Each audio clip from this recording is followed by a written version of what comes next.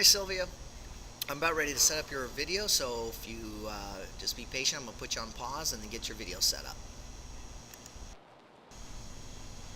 Okay Sylvia, here you go. I can let you watch you run through the video. Again, we're just looking at this center of gravity line, right? Seeing where you're striking, what your shoulders are doing. By the way, you move your arms really well back and forth, which is really good. Not very many people do that well, so looking at your hip drops, that quick little bounce.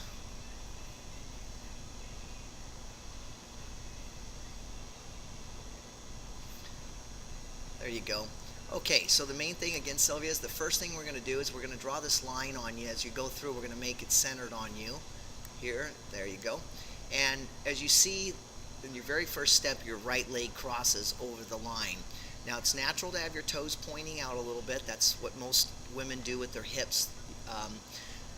As you see that I drew a line straight down where your leg should be kind of landing, and it makes the whole hip muscle up here not go through such a torquing bent motion. That's going to relieve a lot of pain for you. And as you get up in the air like this, we want to see a nice gap here in the float phase. And as you can see, it's crossing. So we went over that. You don't have much bend in you don't have a problem with your ankles.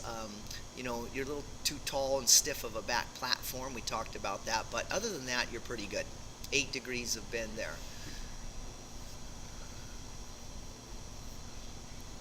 If you look up into the hip, this right here is the hip where it's staying somewhat without a load on it. Okay, and then watch what happens as soon as you put the load, it drops. So this one here,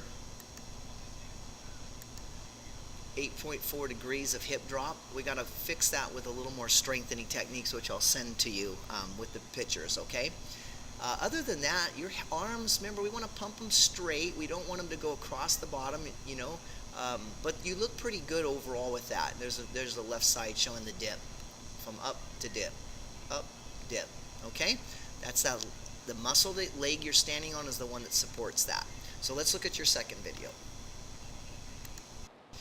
Okay, so on this one here, you can kind of already I'm going to stop this picture because you see how much you're reaching out. You're really trying to take a bigger step than you need to at your pace. And that's forcing you to pull that toe straight up and back, and a lot of contraction on the front tibialis anterior and soleus muscle, and then a lot of force into your hip bouncing you up. So as you see yourself run, you have a good lean on your body. Your body runs at the right lean, and your arms look very good at athletic movement. It's just that as we slow it down, you're striking out in front of this line. Remember, this gravity line should be right here, and you're almost hitting it. You're just not letting that toe drop down. You just got to relax your foot and allow it to just hit the ground and trust your quads. And so when you strengthen your quad, that will also make you run better. So let's get your right leg up. Let's see where you strike at. So when you come in the air, boom, you compress right there. Very straight leg. And again, this gravity line, as we run it through here, it should be in front of you, because remember, every force that hits something's going to go opposite. That's a law of physics. And you don't want this opposite force pushing you backwards. We want it right there. This force right here underneath, follow the angle of your bottom leg, will be right in front of you. Okay? That would assist you in forward momentum. Plus, there's a nice bend in your leg here. So you always want this hip, okay, to have somewhat of a bend in the leg. And that quad will absorb the energy and load you for the next kick phase. Saying that your left leg comes up. There you go.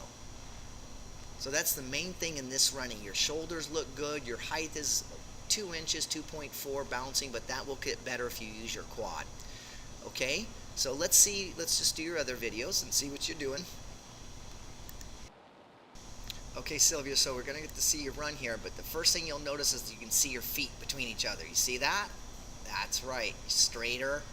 You did great. I mean, you cross a few times. The treadmill's hard to do that with. But the biggest thing is every time you did cross, you fixed it really quick.